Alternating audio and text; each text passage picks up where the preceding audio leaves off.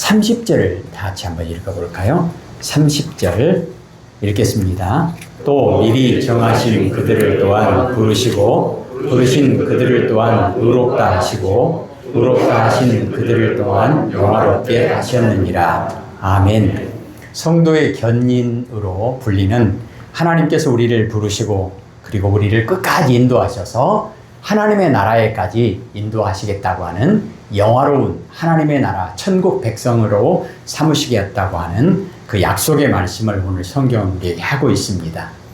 본문에서 우리가 39절을 한 번 더 읽겠습니다. 높음이나 깊음이나 다른 어떤 피조물이라도 우리를 우리 주 그리스도 예수 안에 있는 하나님의 사랑에서 끊을 수 없으리라. 아멘. 하나님께서 계획하신, 선택하시고 부르시고 의롭게 하시고 마지막 하나님의 나라에까지 이르는 천국의 백성으로 삼으시는 영화롭게 하시는 그 일까지 하나님께서 책임지시고 그것을 성취하시겠다고 하는 말씀입니다. 요즘에는 예약 문화가 일반화되고 있습니다. 모든 게 그냥 예약하잖아요. 예약.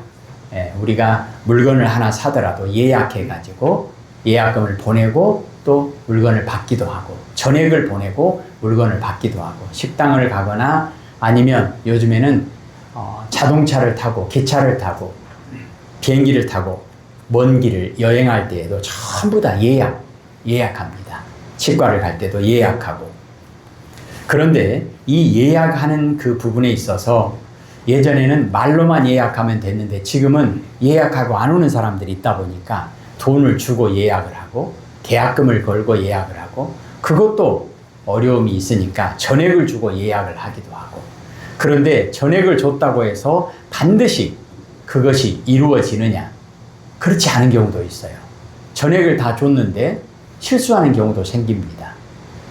그런데 오늘 성경이 우리에게 보여주시는 말씀을 보면 하나님께서 우리에게 마치 천국을 예약해 놓으신 것과 같다. 이런 개념으로 한번 접근해 보려고 합니다. 하나님께서 우리에게 천국을 예약해 주셨다. 우리가 천국을 사실은 우리가 천국을 사서 들어가는 것처럼 하는 개념이기 때문에 우리가 천국을 사는 거니까 우리가 돈을 내야 되거든요. 그러잖아요. 사는 사람이 돈을 내야 되잖아요. 하나님이 우리에게 천국을 주시는 거니까 우리가 천국을 사는 것과 같으니까. 그런데요, 참 신기한 것은 하나님이 우리에게 하시는 일은 우리가 인간의 이성과 논리로 이해가 잘 안 되는 것이 참 많습니다. 어찌 보면 다 우리 논리로는 이해가 안 됩니다. 물건을 사는 사람이 예약금을 내는 거거든요. 근데 우리가 천국을 사는 것과 같아요. 근데 우리가 예약금을 내야지 되는데 우리는 천국을 사는데 우리가 예약금을 내지 않습니다. 왜 그러냐? 우리는 천국을 살 만한 예약금을 낼 수 있는 능력이 안 됩니다. 천국이 얼마나 되겠어요? 천국에 해당하는 그 값을 우리가 낼 수 있겠습니까? 못 내요. 그럼 어떻게 하면 되겠습니까? 하나님이 대신 내주시는 거예요. 하나님께서 천국을 우리에게 주시려고 대신 내주신 예약금에 대한 내용이 뭐냐면 예수 그리스도의 십자가와 부활입니다. 우리 힘으로는 절대로 천국을 살 수 없습니다. 그래서 우리가 어떤 노력을 해도 그것은 전혀 천국의 예약금이 될 수 없습니다. 봉사? 그걸로 되겠어요? 헌금? 그걸로 되겠어요? 그런 걸로 되질 않아요. 하나님께서는 그러면 예약금을 얼마를 내주셨을까? 10%, 50%, 100% 다 내주셨습니다. 기도서 2장 14절에 보면 그가 우리를 대신하여 자신을 주셨다 이렇게 말씀합니다.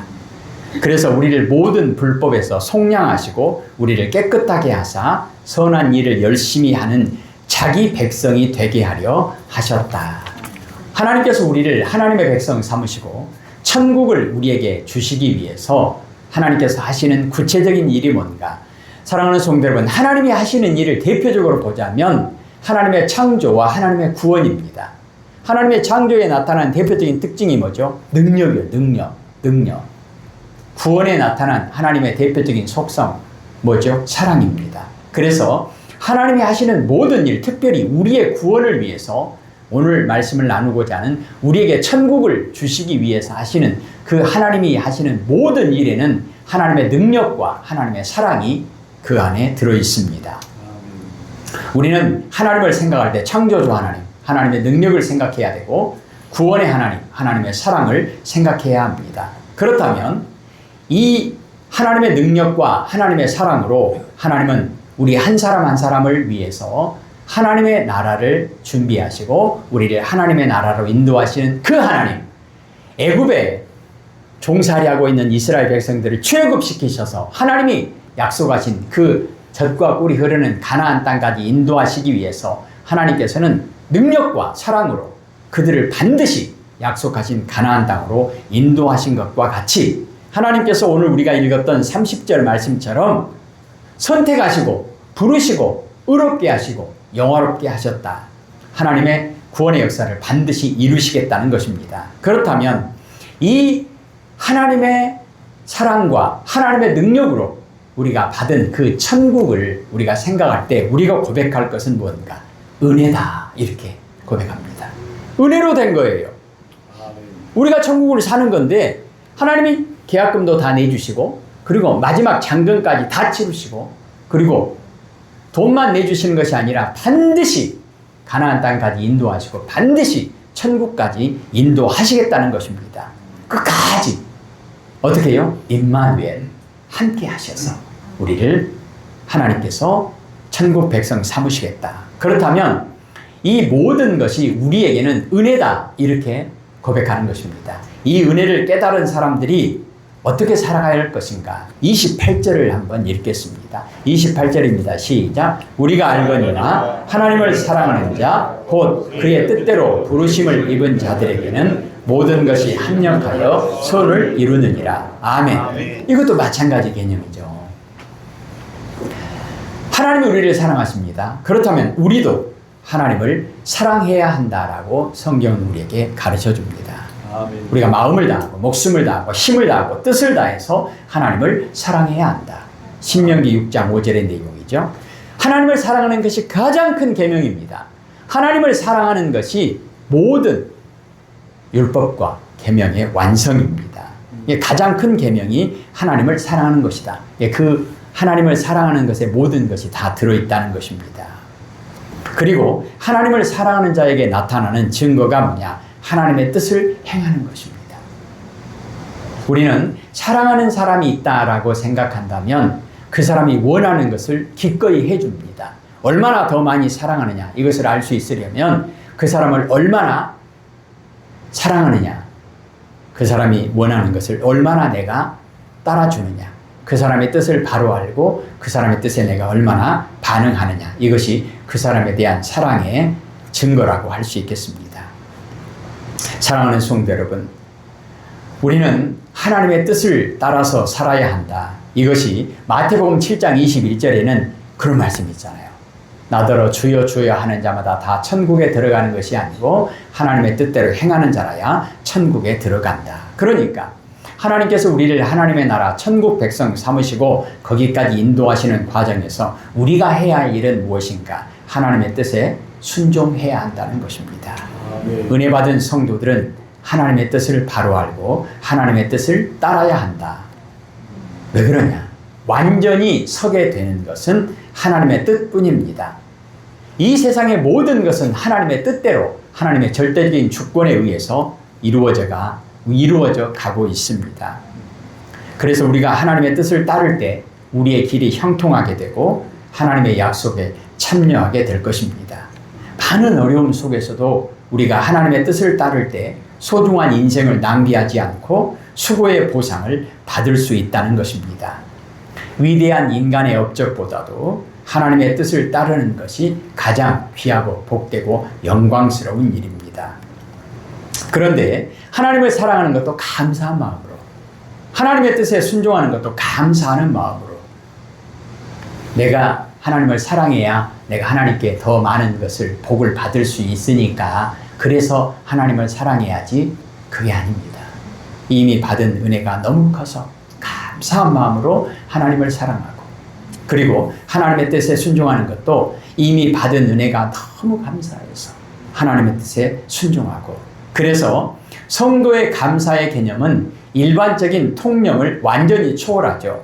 성도는 어떤 경우에도 감사해야 한다는 것입니다. 우리가 볼 때 일이 잘 될 때에도 감사하고, 일이 안 되고 많은 어려움이 따를 때에도 감사해야 한다. 그런데요, 사실은 우리가 내가 볼 때는 당장 눈앞에 이익을 생각할 때는 이건 도저히 좋은 일이 아닌 것 같고 일이 잘 안 풀리는 것 같고, 그런데 오늘 28절의 마지막 부분에 모든 것이 합력하여 선을 이루느니라, 이런 말씀이 있습니다. 그러니까 하나님께서 우리를 선택하시고 부르시고 의롭게 하시고 영화롭게 하시는 천국으로 우리를 인도해 가시는 과정 가운데 하나님의 입장에서 볼 때는 일이 안 되는 일이 없어요.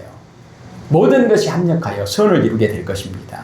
우리는 드라마를 볼 때 정말 악한 사람이 나오잖아요.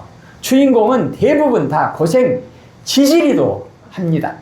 근데 그때는 속상하고 괴롭고 막 화가 나고, 그냥 나쁜 역할 하는 사람, 악한 역할 하는 사람, 주인공을 괴롭히는 사람, 착한 사람 괴롭히는 그 나쁜 놈 당장 그냥 없어버렸으면 좋겠고, 막 그런 거 나오면 막 분이 올라오고. 그런데 사실은 주인공이 고생을 많이 하고 힘들고 어려울수록 나중에 주인공이 그 모든 과정을 잘 마치고 승리하게 될 때 훨씬 더 재미있고, 그리고 주인공에게 부여되는 영광도 더 커지는 것 같아요. 우리는 하나님께서 우리를 하나님의 나라로 인도하시는 과정 가운데 하나님의 입장에서 볼 때는 우리는 이해할 수 없는 그런 상황이 있다 할지라도 하나님의 목적은 분명하기 때문에 우리가 좀 잘 되는 것 같고 좀 힘든 일이 있는 것 같고 시시비비를 따져서 그냥 조속으로 변하지 말고 모든 일에 감사해야 된다. 그래서 데살로니가전서 5장 18절에 우리가 늘 기억해야 할 말씀이죠. 그리스도 예수 안에서 우리를 향하신 하나님의 뜻이 뭐죠? 범사에 감사하라. 빌립보서 4장 6절 7절에 염려할 거 많지만 걱정할 거 많지만 그것은 우리가 생각할 때 당장 눈앞의 것을 볼 때 그렇지, 하나님께서는 다만 모든 일에 기도와 간구로 너희 구할 것을 감사함으로 하나님께 아뢰라. 하나님의 평강이 너희 마음과 생각을 지키시리라. 그러니까 우리가 지켜야 될 것은 사실은 마음과 생각을 지켜야 한다는 거죠. 우리를 감사하지 못하게 만드는, 불평하고 원망하게 만드는 그런 마음과 생각을 지켜야 한다. 그런데 어떻게 지켜요? 하나님의 평강으로 마음과 생각을 지켜라. 대표적으로 다니엘서 6장 10절에 보면 다니엘은 자기가 사자굴 속에 들어갈 수밖에 없는 그런 말도 안 되는 그런 악법이 만들어져 가지고, 억울한 법이 만들어져 가지고 이제 사자굴 속에 들어갈 상황이 되었습니다. 이게 얼마나 어처구니 없는 일입니까? 그런데 이것을 알고도 전에 하던 대로 하루에 3번씩 기도하며 하나님께 감사하였더라. 사자굴 속에서 나와서가 아니라, 구원 받은 다음이 아니라 이미 그 전에 하나님께 감사하였더라. 범사에 감사하면서 하나님을 사랑하고 하나님의 뜻대로 순종하는 생명의 삶을 사는 것이 예수님의 사랑과 하나님의 사랑 가운데서 살아가는 우리 모두에게 주어진 하나님의 의무요, 특권이요, 축복이라는 것입니다. 아멘. 사랑하는 성도 여러분, 오늘 본문은 우리에게 아주 중요한 것을 가르쳐 줍니다. 38절, 39절 다시 한번 읽겠습니다. 내가 확신하노니 사망이나 생명이나 천사들이나 권세자들이나 현재일이나 장래일이나 능력이나 높음이나 깊음이나 다른 어떤 피조물이라도 우리를 우리 주 그리스도 예수 안에 있는 하나님의 사랑에서 끊을 수 없으리라. 아멘.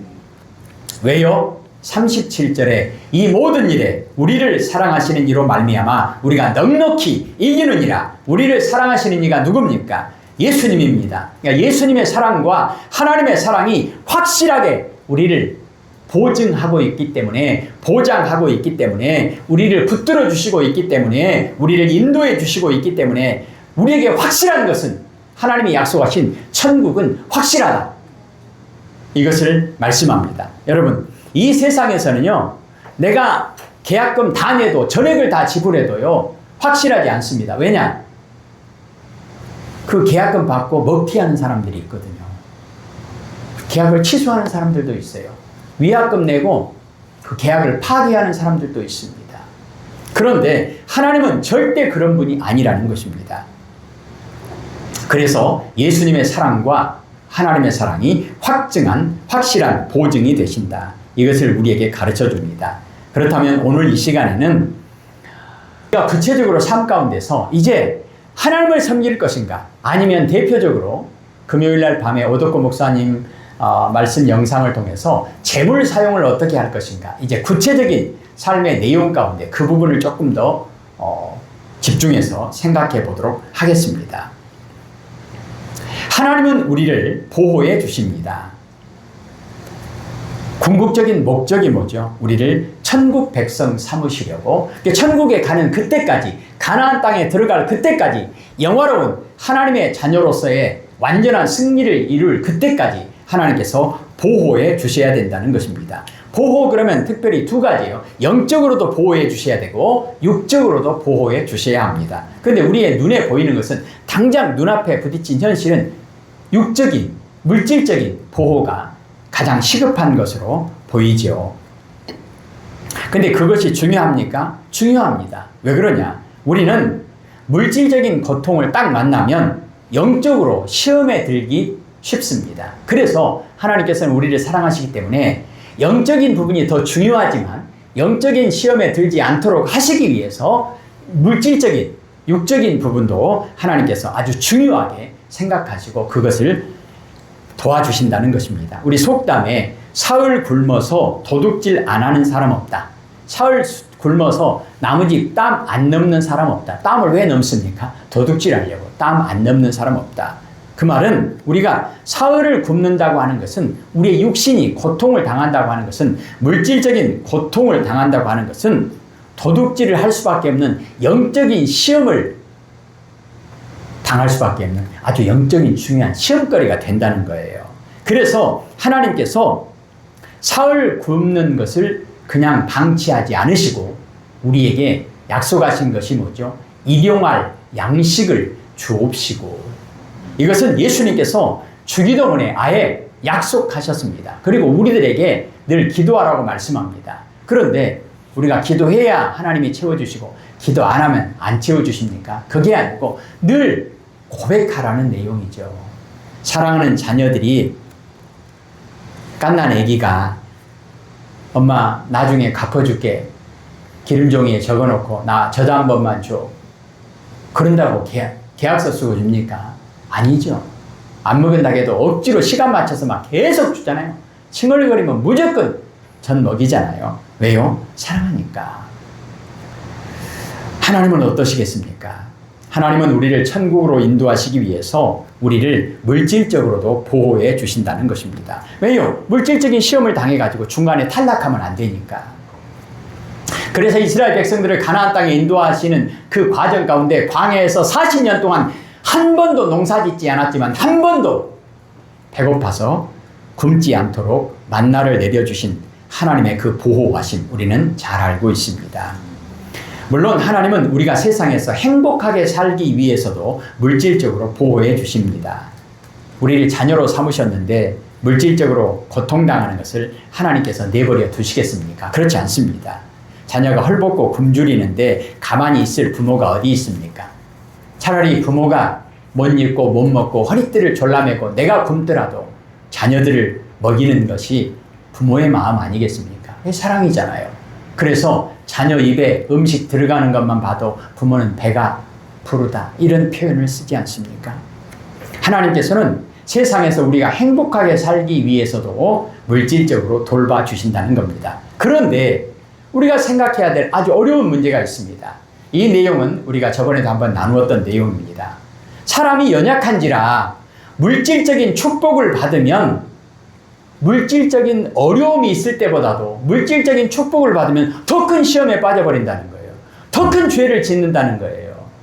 부자가 짓는 죄가 가난한 사람들이 짓는 죄보다 훨씬 무섭고 크고 말도 안 되는 거 아시죠? 물질은 두 가지 모습으로 영적인 시험거리가 됩니다. 물질이 부족하면 하나님 원망해요. 그리고 너무 땀을 넘기도 해요. 그런데 물질이 또 너무 많으면 교만해져요. 그리고 물질을 우상으로 섬깁니다. 내 주먹을 믿지 그게 아니고 물질을 하나님처럼 믿고 의지하고 섬기려고 합니다. 그뿐입니까? 물질이 많은 사람들은 방탕한 생활을 한다는 거예요. 우리하고는 너무 거리가 먼 얘기지만 저번에도 한번 소개했는데 그 나이트클럽 그런 데 가가지고 그 위스키 막 사고 거기 있는 사람들 다 술 사주고 하는데 부자 2세대, 3세대 그 애들이 한 번 쓰는 것이 술집에 가서 한 번 쓰는 것이 1억 5천짜리라든가 1억 5천. 말이 되는 얘기입니까? 이런 방탕은 무서운 영적인 시험거리뿐만 아니라 무서운 하나님의 심판이 예고되어 있을 정도로 아주 어려운 문제입니다. 그래서 이 물질의 문제는 너무 없어도 어려움이 있고 시험거리가 되고 너무 많아도 시험거리가 된다는 거예요. 하나님께서는 우리에게 천국을 약속하시고 이제 우리를 천국으로 인도하시는 과정 가운데 우리가 육신을 입고 이 땅에 살고 있기 때문에 우리의 육신도 지켜주셔야 되고 우리의 영혼도 지켜주셔야 합니다. 중요한 것은 영혼입니다. 그래서 하나님께서는 우리가 영적인 시험에 빠지지 않도록 하시기 위해서 우리를 위해서라면 아무것도 아끼지 않고 주신다는, 하나님께서 우리에게 아까운 것이 있는가? 없다는 거예요. 32절을 읽겠습니다. 32절이요. 자기 아들을 아끼지 아니하시고 우리 모든 사람을 위하여 내주신 이가 어찌 그 아들과 함께 모든 것을 우리에게 주시지 아니하겠느냐. 아멘. 아들도 줬는데 무엇이 아깝겠느냐. 아들도 줬는데. 오늘 우리가 살펴보려고 하는 것은 물질의 부분에 있어서 우리를 돌봐주시는 그 부분을 생각해 보도록 하겠습니다. 조금 전에 말씀드렸던 것처럼 물질이 부족하면 죄를 짓기 때문에 죄 지면 안 되잖아요. 그래서 죄 짓지 않도록 그 물질의 부족한 부분을 하나님께서 채워주신다는 것입니다. 보살펴 주신다는 것입니다. 물질이 부족해서 죄를 지으면 어떻게 되겠어요? 그러면 우리가 구원을 받지 못합니다. 그래서 예수님께서 우리에게 아예 약속하셨어요. 조금 전에 주기도문을 말씀을 드렸는데 주기도문에 보면 처음에 세 간구는 하나님께 대한 기도죠. 하나님의 이름이 거룩하게 여김을 받으십시오. 하나님의 이름에 대한 기도를 하고 있고, 그리고 하나님의 나라가 임하게 하옵소서. 그리고 하나님의 뜻이 이루어지기를 원합니다. 이렇게 하나님에 대한 간구를 하고, 그 다음에 우리가 잘 아는 것처럼 우리에 대한 기도가 나오잖아요. 우리에 대한 기도 가운데 제일 첫 번째가 뭐냐면 일용할 양식을 주옵소서. 일용할 양식을 주옵소서. 밥 먹는 게 제일 중요합니까? 아닙니다. 그런데 왜 밥 먹는 것을 가장 먼저 앞에다 두셨을까요?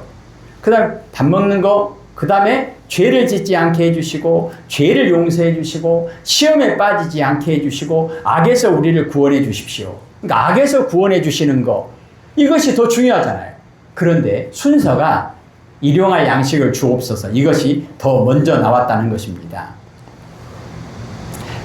일용할 양식이 중요한 게 아니거든요.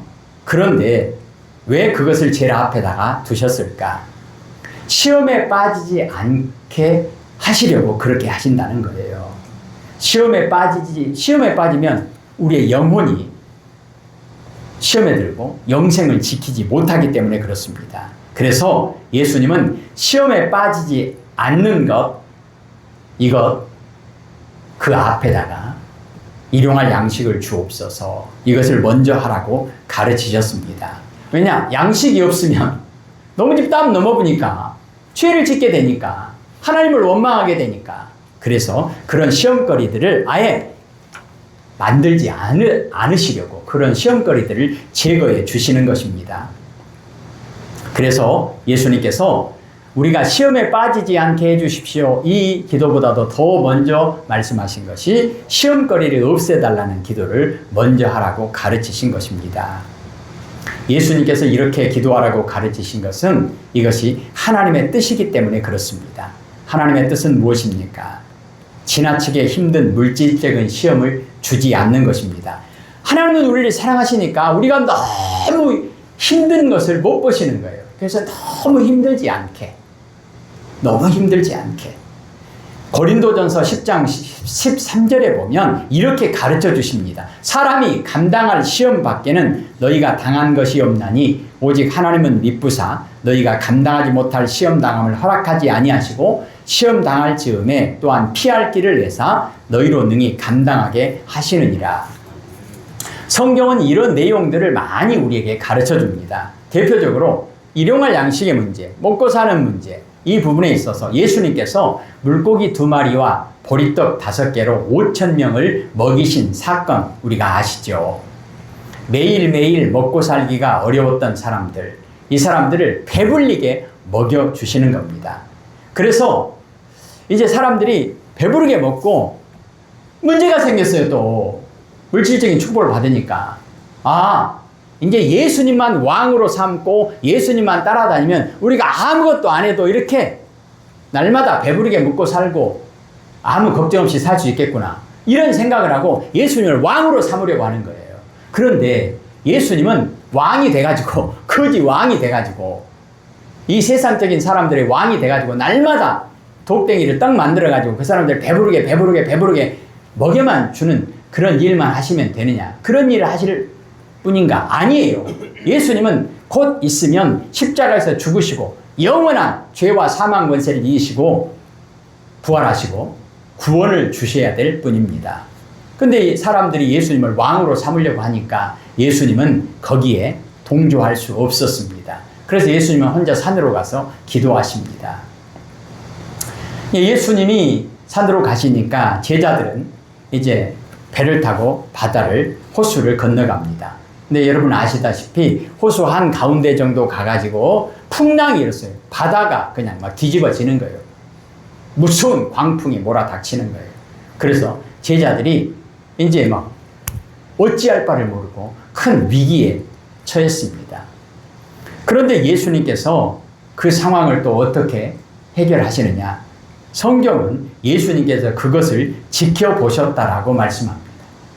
기도하시면서 예수님께서 그것을 지켜보셨다가 새벽에 한 3시쯤 4시쯤 그 새벽에 물 위를 걸어서 풍랑을 당한, 이제 우리 다 죽었다, 이렇게 자포자기할 수밖에 없는 그런 제자들에게 가서 제자들을 구해 주십니다. 예수님은 제자들이 호수 가운데서 고난당하는 것을 다 보고 계십니다. 그리고 너무 늦기 전에 제자들을 구원하러 오신 것입니다. 너무 빨리 가도 그 사람들이 고생하기 전에 너무 빨리 가도 그런갑다 그래요. 너무 늦게 가도 안 돼요. 그래서 딱 적당할 때, 그 적당한 그때가 하나님이 정하신 때예요. 우리가 생각하는 때하고 좀 달라요. 이 사건을 통해서 우리는 2가지를 여지없이 보여주시는 겁니다. 첫째는 뭐냐? 하나님의 권능을 보여주시는 거예요. 물 위를 걸어오시는 거예요. 그래가지고 바람과 파도를 꾸짖으시니까 바람과 바다가 잔잔해지는 거예요. 그걸 통해서 하나님의 사랑을 보여주시는 거예요. 그 사건에서도 하나님의 사랑과 하나님의 능력을 보여주고, 보리떡 5개와 물고기 2마리를 가지고 5,000명이 넘는 사람들을 먹이신 것도 하나님의 능력과 하나님의 사랑을 보여주시는 것이고, 예수님이 보여주시는 모습이 바로 하나님의 모습입니다. 하나님의 권능과 사랑, 예수님의 권능과 사랑. 하나님은 바로 이런 모습으로 우리를 돌봐주신다는 것입니다. 매사가 원리가 그렇다는 거예요. 원리가.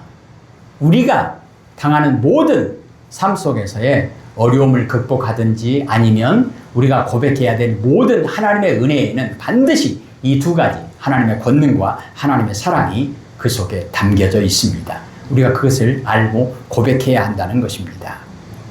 하나님은 우리가 물질적인 어려움을 겪으면 도와주십니다. 다만 우리가 이 세상에서 물질의 축복을 누리는 것보다 내세의 천국에 들어가는 것이 더 중요하기 때문에 그것이 끝이 아니라는 거예요. 마지막 우리가 도착해야 할 곳은 하나님의 나라라는 거예요. 롯데캐슬이 끝이 아니라는 거예요. 집 안에 화장실이 3개 있는 아파트가 다 이루었다. 그게 아니라는 거예요. 여러분 아시죠? 예전에 어떤 아주머니가 열심히 고생해서 살았습니다. 옛날에 아파트가 없던 시대에 너무 힘들게 어렵게 새방살이를 하다 보니까 뭐 이렇게 동창회 못 갔어요. 근데 이제 정말로 열심히 일해가지고 단독주택을 샀습니다. 와, 다 이루었다. 내가 성공했다. 그리고 처음 졸업하고 몇십 년 만에 갔어요. 동창회를. 갔는데 자기가 제일 성공한 줄 알았는데 학교 다닐 때는 자기보다 더 공부도 더 못하고 얼굴도 더 안 이쁜 친구가 아파트를 샀다니. 아파트. 근데 아파트는 보니까 아파트는 그 집 안에 화장실이 있다는 거예요. 자기는 단독주택 샀는데 단독주택은 그때는 화장실이 바깥에 있어요. 마당에 있어요. 비 맞고 밖에 나가야 돼요. 웜에 그래갖고 충격 먹어가지고 그때부터 한 10년 동안 또 열심히 일을 합니다. 왜요? 목표가 뭐냐? 집 안에 화장실 있는 아파트를 사야 되니까. 그래가지고 죽을 둥 살 둥 노력했습니다. 뭐 아무도 보지 않는 거예요. 뭐 가족이고 뭐 친구고 뭐 이웃이고 전혀 안 보고 오직 집 안에 화장실 있는 아파트. 드디어 10년 만에 집 안에 화장실이 있는 아파트를 샀습니다. 다 이루었다. 그리고 동창회를 갔습니다. 근데 이게 뭔 일입니까? 그 친구는 이제 집 안에 화장실이 2개 있는 집으로 이사를 간 거예요. 이제 롯데캐슬로. 그래가지고 충격 먹어가지고 그때부터 또 열심히 이제 앞만 보고 집 안에 화장실 2개 있는 아파트. 드디어 집 안에 화장실 2개 있는 아파트로 이사를 갔습니다. 다 이루었다. 근데 몸이 좀 이상해요. 그래서 병원에 가봤더니 몹쓸병이 걸린 거예요. 이제 집 안에 화장실 2개 있는 그 좋은 아파트에서 이제 다 이루었다. 인생에 내가 목표를 이루었다. 만세 부를 줄 알았는데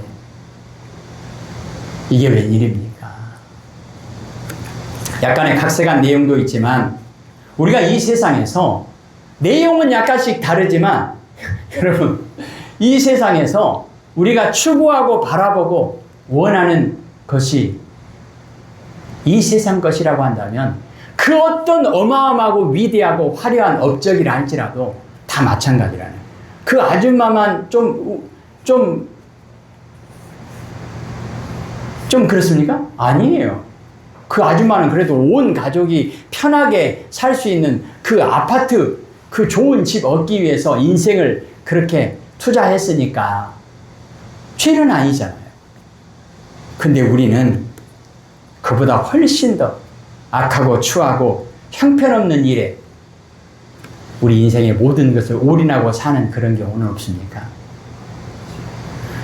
오늘 성경은 하나님께서 우리에게 약속하신 것은 뭐냐? 하나님의 나라 천국이라는 거예요.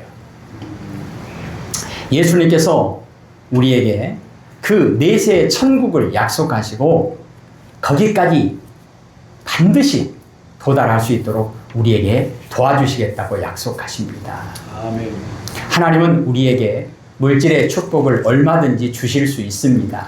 그런데 물질의 축복을 받을 때 우리가 생각해야 되는 게 뭐였죠? 너무 부족해도 이게 시험거리가 되니까 그 부분도 하나님께서 지켜주셔야 되고 도와주셔야 되지만 너무 부해도 이것도 문제가 된다는 거예요. 그래서 아굴의 잠언에 잠언 30장 7절에서 9절 아시잖아요. 아굴이 하나님 내가 죽기 전에 2가지 소원이 있습니다. 2가지 소원이 있습니다. 한 가지는 거짓말하지 않게 해주십시오. 내 입술에서 나가는 말이 허탄한 말 되지 않게 해주십시오. 2번째는요. 너무 가난하게도 마시고 너무 부하게도 마시고 딱 필요한 만큼 일용할 양식만 주십시오. 왜 그러냐? 너무 가난하면 하나님을 원망하고 죄 지을까 두렵습니다. 또 너무 부자면 하나님이 어디 있냐? 돈이 하나님이지. 하나님을 모른다 할까 두렵습니다. 그래서 우리가 물질의 축복을 받을 때 하나는 물질의 축복을 받아도 시험에 빠지지 말아야 된다는 거. 어떤 시험이죠? 물질을 믿는 거예요. 하나님을 떠나는 시험입니다. 하나님이 어디 있대? 물질 때문에 교만해져서 사람들을 무시하고 악하게 사는 것입니다. 그리고 물질이 많으면 사람이 일용할 양식 말고 너무 많으면 그걸 어떻게 쓸지를 몰라가지고 사치와 방탕의 시험에 빠지게 된다는 것입니다. 사치와 방탕은 내 돈 가지고 내 마음대로 쓰는데 누가 뭐라 그래? 절대 그렇지 않습니다. 그렇지 않아요. 이런 시험에 빠지지 않을 수 있어야 물질의 축복을 주시는 것입니다. 잠언 30장 9절에 내가 배불러서 여호와가 누구냐? 하나님이 어디 있대? 이런 교만한 모습에 빠지지 않을 수 있다는 거예요. 또 하나는 물질의 축복을 받으면 그것으로 반드시 하나님의 뜻을 이루어 드려야 합니다. 왜 하나님이 나에게 이것을 주셨을까?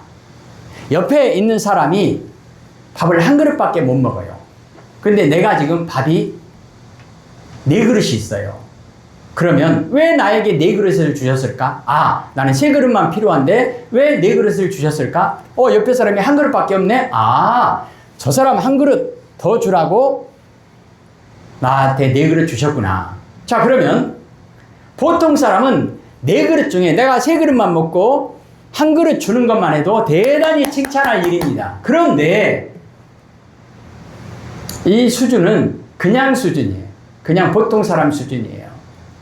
좀 불공평하잖아요. 저 사람은 2그릇 먹는데 나는 3그릇 먹어요. 그럼 어떻게 해야 되겠어요? 또 왼쪽도 봐야죠. 왼쪽도. 근데 왼쪽에는 밥이 한 그릇도 없어요. 그러면 지금 나한테 지금 3그릇이 있잖아요. 그럼 어떻게 해야 되겠어요? 한 그릇 줘야죠. 여기 한 그릇 줘야죠. 거기까지만 가겠습니다. 그 옆에 보니까 또 밥을 못 먹는 사람이 있어요. 그러면 나는 한 그릇만 먹고 그 사람이 한 그릇 줘야죠. 이것이 소명이라는 것입니다. 하나님께서 우리에게 물질을 주실 때 그 물질을 가지고 하나님의 나라를 위한 열매를 맺는 것, 대표적으로는 선교와 구제를 얘기하는데 어떤 형태로든 우리가 물질이 작아도 시험거리가 되지만 물질이 많아도 시험거리가 되기 때문에 단단히 각오를 해야 된다는 거예요. 물질이 작을 때는 어떻게 할 것인가? 그리고 물질이 많을 때는 어떻게 할 것인가? 그런데 원칙은 뭐냐면 하나님께서는 우리가 물질 때문에 시험에 들지 않고 반드시 하나님의 나라에 이를 수 있도록 하나님께서 도와주시고 붙들어 주시고 인도해 주신다는 거예요. 그럼 잘 따라만 가면 되겠죠.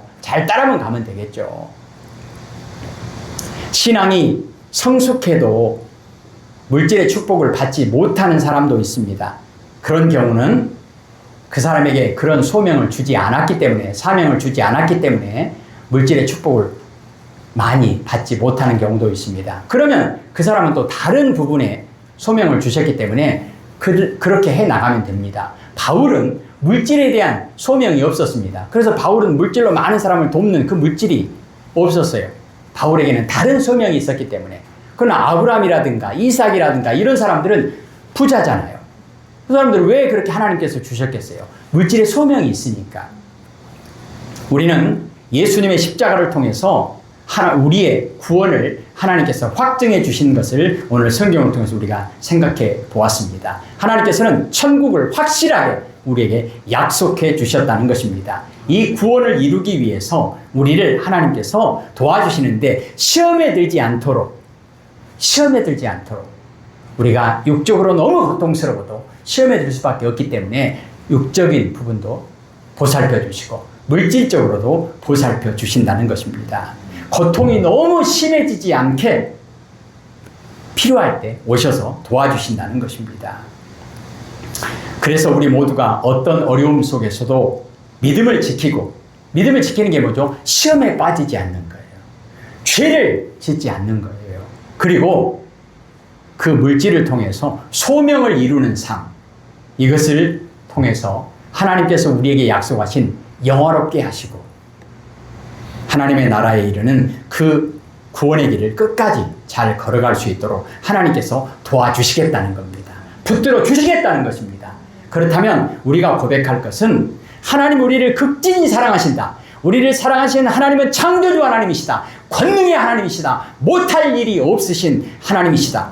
이것을 알고 천국의 구원을 확실하게 하나님께서 우리에게 약속해 주셨으니까 우리가 그 하나님의 약속을 따라서 시험에 빠지지 않도록 하나님께서 돌봐주실 테니까 낙심하지 않고 하나님을 믿고 하나님을 의지하며 하나님을 섬기며 하나님께 순종하는 믿음의 삶을 살아야 한다는 것입니다. 그리고 살면서 물질적인 축복을 하나님께서 우리에게 주시면 그것을 하나님의 영광을 위해서 바르게 사용해야 한다는 것입니다. 아멘. 사랑하는 성도 여러분, 이 세상에서 우리가 어떻게 살아갈 것인가? 이것은 우리가 어떻게 하나님께 영광을 돌리고 이웃에게 복이 되며 보람있게 살다가 우리에게 약속하신 천국의 영생과 큰 상급을 받아서 누리며 살아갈 것인가?